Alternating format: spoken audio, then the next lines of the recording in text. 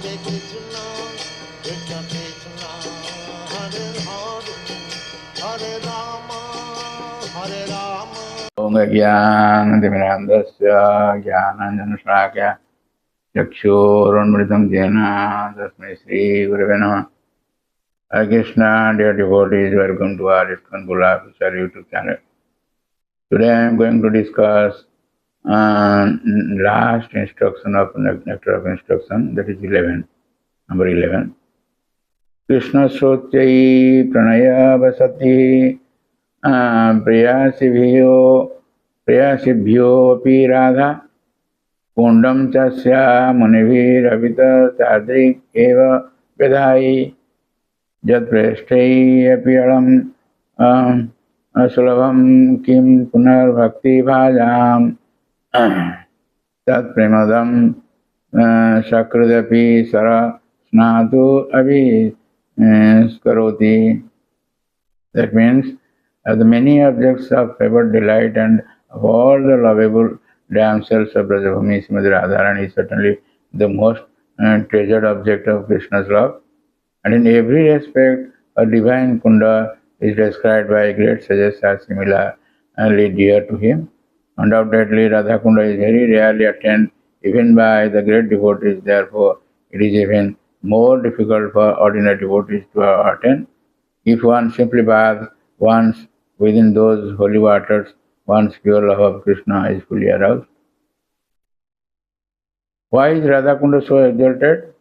The lake is so exalted because it belongs to Srimati Radharani, who is the most beloved object of Sri Krishna. Among all the gopis, she is the most beloved. Similarly, her lake, Sri Radhakunda, is also described by great sages as the lake that is as dear to Krishna as Radha herself. Indeed, Krishna's love for Radhakunda and Srimati Radharani is the same in all respects. Radhakunda is very dear, rarely attained, even by great personalities fully engaged in devotional service, not to speak of ordinary devotees who are only engaged in the practice of bhakti, Vaidhi bhakti. He stated that a devotee will at once develop pure love of Krishna in the wake of the gopis if he once takes a bath in Radharani. In the lake Radharani, Srila Goswami recommends that even if one cannot live permanently on the banks of Radhakunda, he should at least take a bath in the lake as many times as possible. This is a most important item in the execution of devotional service. The Bhaktivinoda Thakur writes in this connection that Radhakunda is the most select place for those interested in advancing their devotional service in the wake of their lady friends, the Sakhis, and confidential serving maids, Manjaris of Srimati Radharani.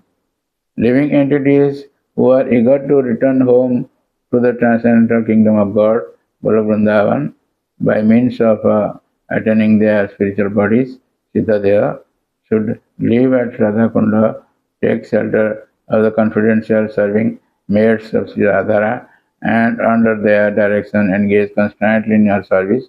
This is the most exalted method for those engaged in devotional service under the protection of Sri Chaitanya Mahaprabhu. In this connection, Srila Bhakti Siddhanta Saraswati Thakur writes that even great sages and great devotees like Narada and Sanaka do not get an opportunity to come to Radhakunda to take their baths. See how important it is.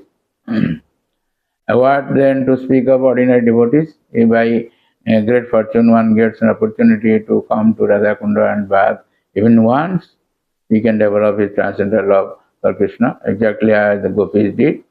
It is also recommended that one should live on the banks of the Radhakunda and should be absorbed in the loving service of the Lord. One should bath there regularly and give up all material conceptions, taking shelter of Sri Radha and her assistant gopis. If one is thus constantly engaged during his lifetime, after giving up body, he will return back to Godhead to serve Sri Radha in the same way as he contemplated during his life on the banks of Radhakunda. The conclusion is that to live on the banks of the Radhakunda and to bath there daily constitute the highest perfection of devotional service. It is a difficult position to attain, even for great suggestion devotees like Narada. Thus, there is no limit to the glory of Sri Radhakunda. By serving Radhakunda, one can get an opportunity to become an assistant of Srimati Radharani under the eternal guidance of the gopis.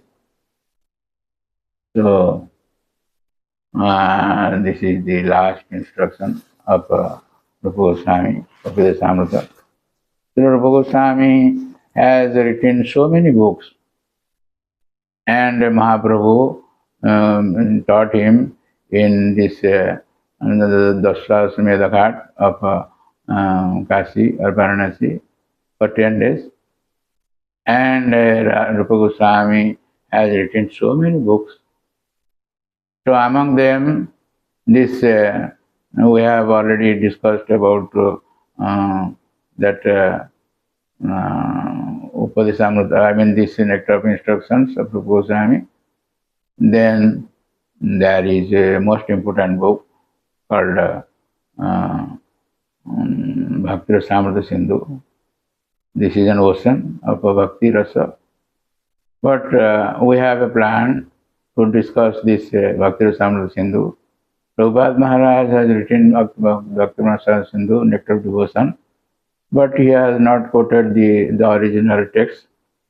So while discussing about Nectar of Devotion or Bhakti Rasamrita Sindhu, we'll try to quote the original text of Rupa Goswami. That will be most relatable for higher devotees, for advanced devotees, so to say. Then the most fallen devotee, but by the grace of our Gurudev and Prabhupada Maharaj, we have taken up this video streaming. We have started from Srimad Bhagavatam. Thereafter, we took up this Ishopanishad, and then some other miscellaneous subjects. And now we have completed this nectar of instruction. So next, we'll take up this Chaitanya Charitamrita. Prabhupada Maharaj says, this Bhagavad Gita is high school study, Bhagavatam is the graduation study, and Chaitanya Charitamrita is post-graduation study. And the granthas are the books of acharyas like Rupa Goswami and others are doctorate studies. So we have the good fortune to this video streaming those topics, taking the essence. And thank you very much for listening to our lecture. And please don't forget to subscribe, share, and like our channel and get the blessings of the Lord. Hare Krishna. Hare Krishna, Krishna Krishna, Hare Hare, Hare Rama, Hare Rama.